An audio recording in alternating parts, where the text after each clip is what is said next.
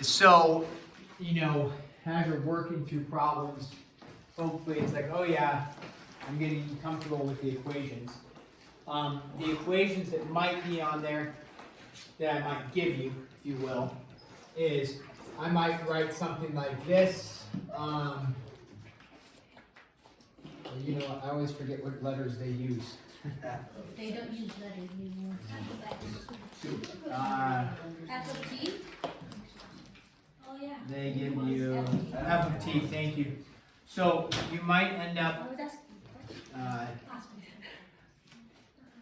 so something I might give you would be, yeah, like this one. So this is 7-5 continued. But you might, I might give you this. F of T is equal to A1 plus R to the T. And then you would say, okay, what would you do to use that? You would do, or what is this, right? You'd have to know what it is. So I might not write, this is your, I heard somebody say it, you said it, right? You write, this is your growth equation. So I wouldn't tell you that, but you'd have to know that that's what it is. Then I might give you another one, right? 1 minus R to the T, and then you would say that is decay. Okay? And then another one that we've seen, and I don't know if it's F of, or if it's just like Y equals, and we worked with it yesterday, AB to the T, or they may have had a different variable, X or whatever, like that. That is potentially a growth, potentially a decay, but it is a what? Exponential. Yeah, exponential. How do we distinguish between exponential? What are our two other ones that we've talked about yesterday? We reviewed them. Linear and power. Okay. So let's see if we can. Let's see. You don't have to write these down because it's going to be me writing an equation. I just want you to answer. If I wrote, don't answer yet, this, and then I wrote this, and then I wrote this. All right, so you have 3 different equations there, okay? You're going to look at them, and we just threw out 3 different names for different equations that we could have to help us understand what type of equation we're looking at. Nessie, you have the answers to one of them? Okay. Oh, all of them. Oh my. Let's see if you're right. What would this be? Linear. Isn't it? Starting out strong. Linear equation. What? Kidding. Yes, linear. You are correct. You have chosen correctly. This is linear. Okay? So this is linear. What would this be? Exponential and I'm seeing you ruined it. You ruined it. Yes, you had all 3 like that. Power. Very good. So when we say exponential, what's the key with exponential? What clues us in? The variable is where? The Exponent. It's not that it has an exponent, because this has an exponent, but it's not exponential. Right? This is a power equation because it has the numerical value in the exponent. Okay, so when we deal with exponential equations, it'll look something like this. Now there's one other equation that I gave you. I was in the discussion of investments, which I will deviate from what the book gives. And we talked about that. We're going to do some examples today, hopefully. And that is, I will give you some sort of equation. It may be F of T. And it would be, the book they use P for principal. Remember we talked about principal? Yes. What does principal? That's when we got our discussion of the housing. Yeah, the original amount. So the principal is the original amount. The book doesn't give you this, but this would be, they do, but they give it in a roundabout way, which I didn't like. So this is the equation I would give you. We're going to discuss this today with hopefully some examples that we can use from the book. This is very similar to a growth equation, except it tacks on this n here and an n there, and that's the number of times compounded in a year. Okay, so it's like, what does that mean? We haven't really discussed that. So let's do a brief discussion on that. we talked about hopefully mental math stuff. If I gave you, okay, you don't have to write this down. If I gave you $1,000, or not, I didn't give you 1,000. You took your 1,000, you invested it. Okay, we'll pick a large interest rate because I want to use this interest rate and talk about it. If you invested it at 12%, okay, this is a mental math question that could be asked on the test. You don't need a calculator for it.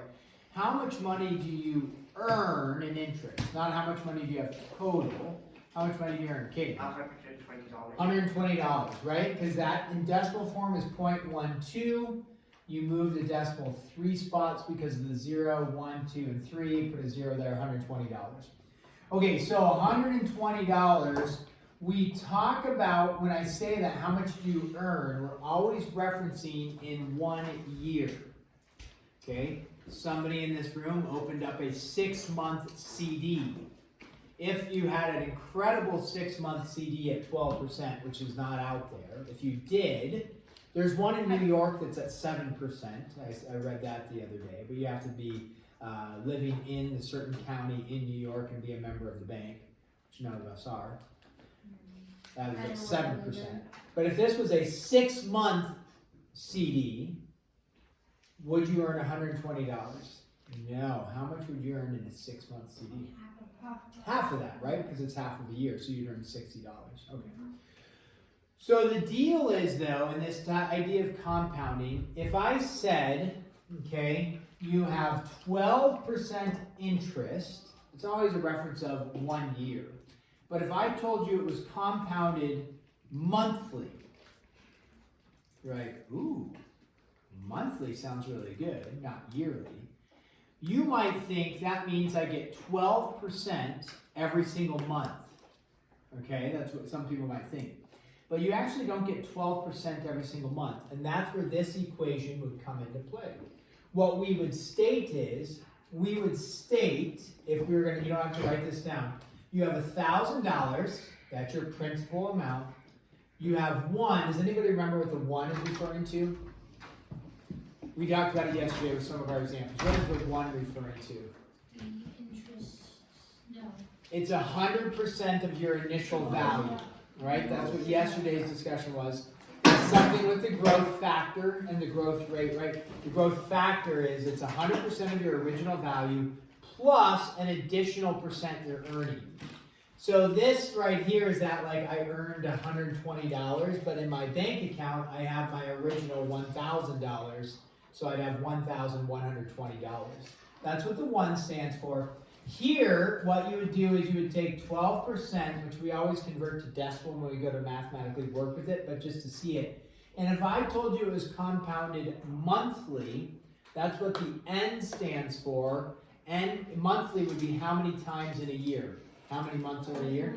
12. If I said it was compounded annually, that's, what does annually mean? 1 time. If I said biannually, what does bi mean? 2. So it'd be 2 times. If I said quarterly, 4 times. All right.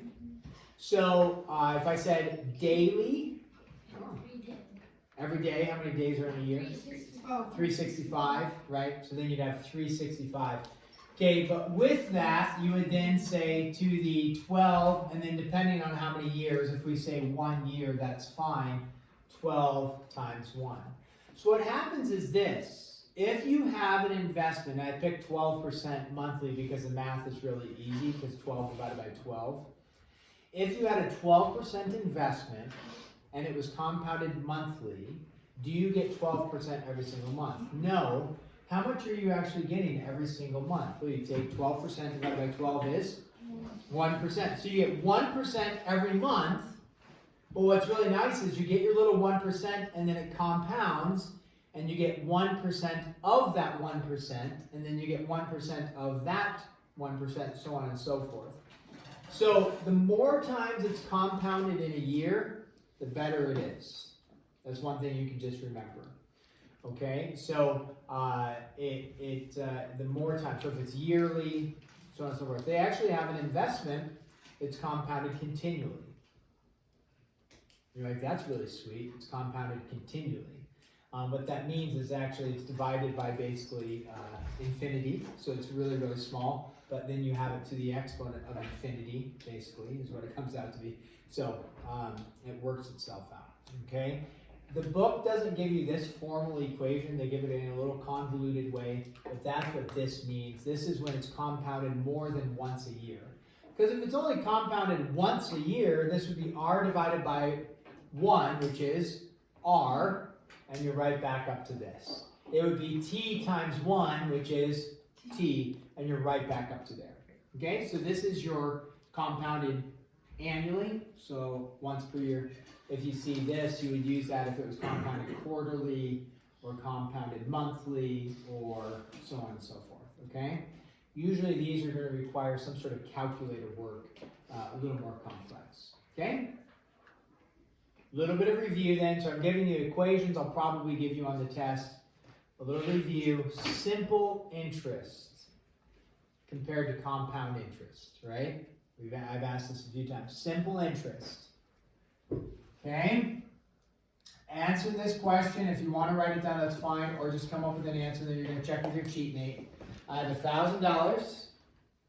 It's invested at, let's pick a little bit different percentage that we haven't been doing, 4%. Okay, invested at 4% annually. And I want to know, what is your interest earned, your simple interest earned after, okay, 5 years. Okay, so go ahead, answer that question, write it down. Don't give me the answer yet. Check with your support team and say, okay, I said we earned, $7,000. This is how much you earned, not how much you have total in the bank. Just how much you earned. Simple interest, 4% per year of $1,000. And how much do you have after 5 years? Okay. If you again check with your support team. Say, hey, I got $4,000. And your support team's like, whoa, I don't think that's correct. I'll give you a pro tip, not correct. Okay, after 5 years, how much do you have total that you earned after 5 years? Bodhi, are you going home? Okay, if you're not going home, is there any way that you can just pull out something? Probably would be. Head down to the office and take a biology test I need to do or not. I would, no. Why don't you do that at lunch? So, just take out your stuff and start working, if you're not going home. Okay, simple interest. So, let's start with this. How much do you earn in 1 year? 40, right? So, $1,000, 4% you earn how much in 1 year? 40. So, how much do you earn with simple interest in 5 years? 200, because you take $40, $40, right? Multiply by 5. This is a question very, I say easily, this can be done with or without a calculator? Without. So that's a great test question. Even if it wasn't from the book, I've covered this a lot. Okay, how much do you earn? $240 per year for 5 years, $200 is what you earn.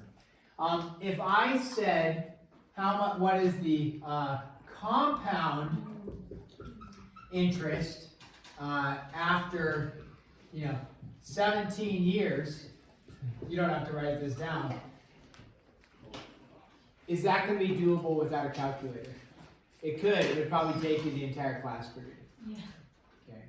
And the reason is that if you recall, you would have to do 4% for 1 year. That would give you $40. And then you would have to do 4% of not just 1,000, but you'd have to do 4% of 1,040. That's for the second year. And then you'd have to do 1,080. Oh. It doesn't 80. $5.60. I'll give you a help. And do 4% of that, and then 4% of that. Is that a reasonable test question? Absolutely not. If I said after 2 years of compound growth, would that possibly be reasonable? Sure. First year is very easy. You get $40, and then you'd have to do 4% of 1,040, which is doable as well, right? A little bit more challenging, but doable longhand.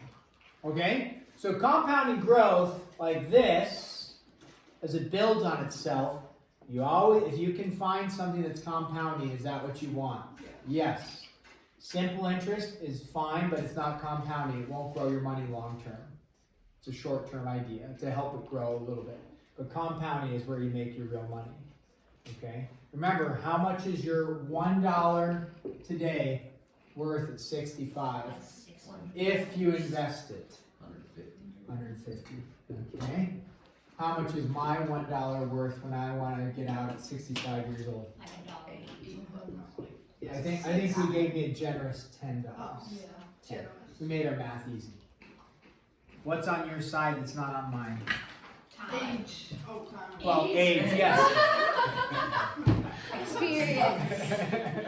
That's on your side. What's on your side? It's not on mine. Experience. Yeah.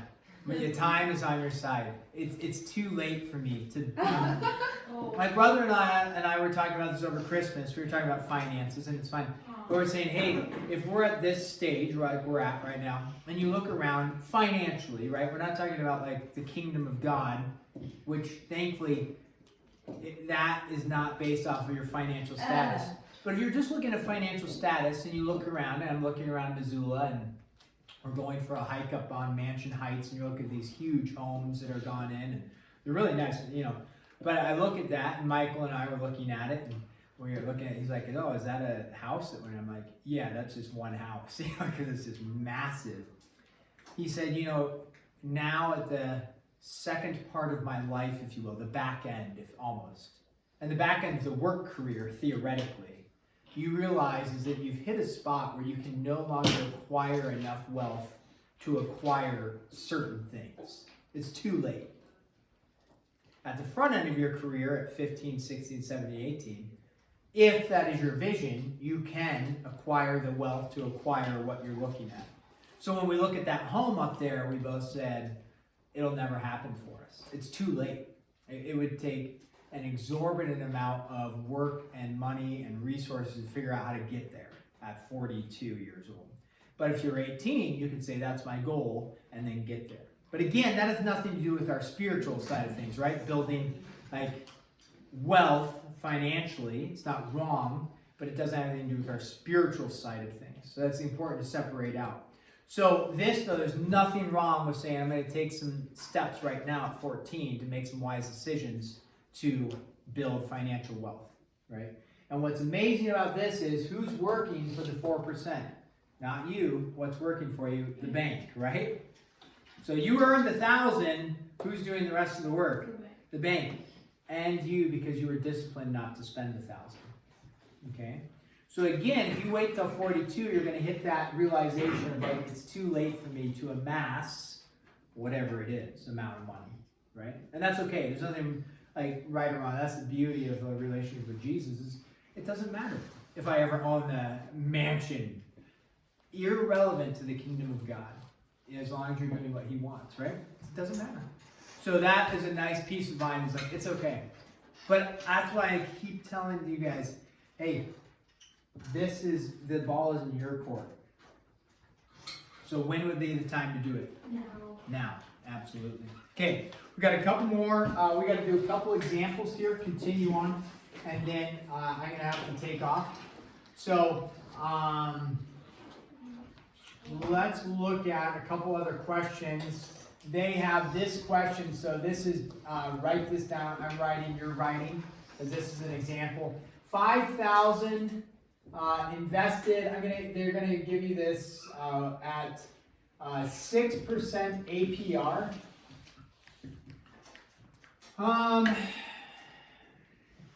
Don't worry about the APR term. It stands for annual percentage return. APY, yield. Sometimes they use APY. Just 6%. It's the same thing we've been doing, 4% there, and we didn't have any other things written up there. 12%, 10%, whatever we throw out there. Don't worry about the APY. If we have time, another day I'll explain where they come up with that. Annual percentage. It's just what you get. It's an easy term. So you're like, hey, I want to do some easy mental math. $1,000 at 6%. Don't worry what APR refers to. It's not like anything tricky. So you're going to do that for 10 years, okay?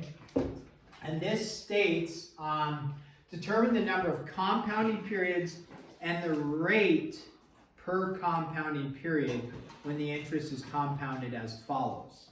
Sounds like a little bit of a mouthful. It's a question in there. So if you are given, let's go with this one, we'll just call this number 1 for today, annually, okay, what they're asking for is two things. They're saying determine the number of compounding periods and the rate per compounding period when the interest is compounded as follows. Okay. So if it's compounded annually, the question is the number of compounding periods. Okay, so what is the number of compounding periods? A little bit tricky because, is there any way to write? Or are you just too sick? I don't want to force you to do something that's going to make you too sick. If you're looking at this and you see the word annually, what does annually tell you? How many times a year? Once. So you might say the number of compounding periods is 1. However, how many years are you doing it for? 10. So what you're really doing is you're saying annually is the 1, but I'm doing it for how many years? 10. So what is the number of times compounding? 10. So you're going to get it compounded 10 times. It just takes 10 years to do that, okay? So then the next question is the rate per compounding period. So what is the rate per compounding period? Okay, so the rate per compounding period. So when you think about that, it's not your total rate. You're not going to go 6 times 10 is 60%. It's per compounding period. So in this case, the compounding period is annually. How much are you getting annually? What percentage yield are you getting annually? And you look up there and you're getting how much? 6%. Okay? So that's what that would be. I'm going to give us another example that's other than annually so that we can see how the math works out. What if I give you, number 2, semi-annually? Semi-annually, does anybody, we need to make sure we know our terminology. How many times a year is that? Is it 2? 2. Semi-annually is 2 times a year. Yeah. I used the word biannually earlier. Semi-annually stands for the same thing. Okay, so semi-annually is 2. So go ahead, see if you can math it out. The number of compounding periods. Okay, I'll put that.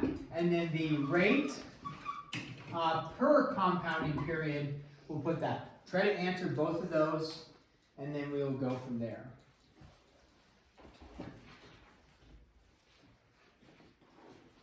Check with your support team around you. There you go. Say, hey, I got 20, I got 50, I got 600, I got 2, I got whatever you got. See what you end up with. Number of periods, and then the, if you will, the rate per compounding period. I don't even know. Don't even know. Okay. No problem. Okay, if you're stuck, we're going to move forward because it's just some mental math. It's not long, laborious math. Okay, semi-annually means you're getting it twice per year. So the number of periods of compounding, 20. Because you're getting it twice per year, how many years are you doing it for? 10. So how many times does it get compounded? 20. We talked about it over here. Are you getting 6% 20 times? No. No. Because remember over here, were you getting 12% 12 times in the year, monthly? No. You're getting 1%. So how much are you getting per compounding period? 0.3. 3%. Okay? So how do we get to 3%? 3% is correct. You take 6%, you divide it by, this is per compounding period, not the total. So you're not dividing it by 20, you're just dividing it by 2 because it's semi-annually. And so you end up with, you're getting 3% each time it compounds. Okay? So 3%. Let's do one more, just make sure we're grasping this. Monthly. Okay? So this one is monthly. I think we all know what monthly means. So double check. How many times in a year? How many months in a year? 12 times in a year. Okay. So 12 times a year. So we want the number of periods that we get it compounded. And then we're going to math it out for the rate. May take a little bit more work for that. It's a little larger number, maybe a little bit more than just pure mental math. But maybe not. Not too bad. Okay? Just give you a minute here. The number of periods shouldn't be too bad. That's a good mental math one. Rate, it's a mental math-ish one. Follow the pattern, see what your rate is with the pattern.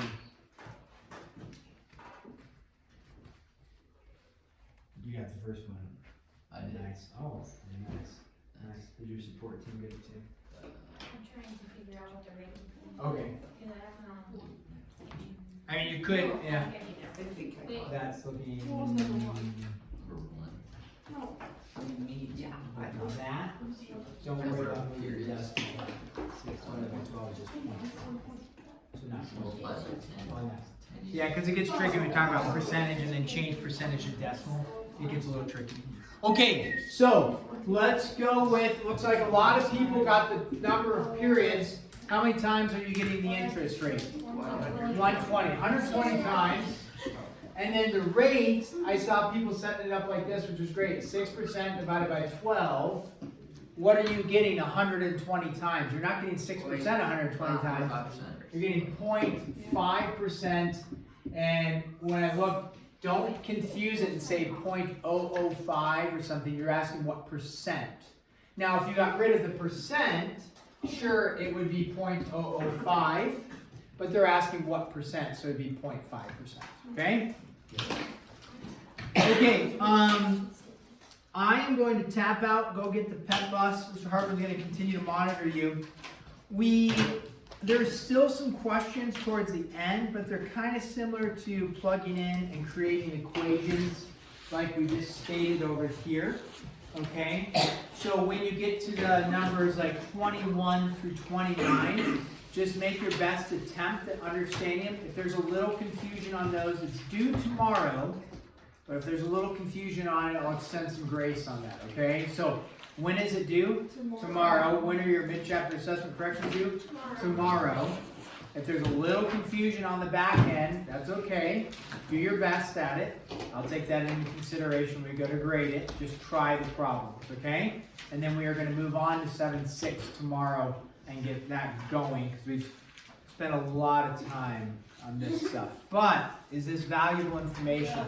Yes. And if there's some things that, one thing you can take away is your $1 can turn into what? 150. Remember, am I taking your money? No. You better not. I have nothing to do with it. Okay. Oh, yeah, you need to be looked at the assessment.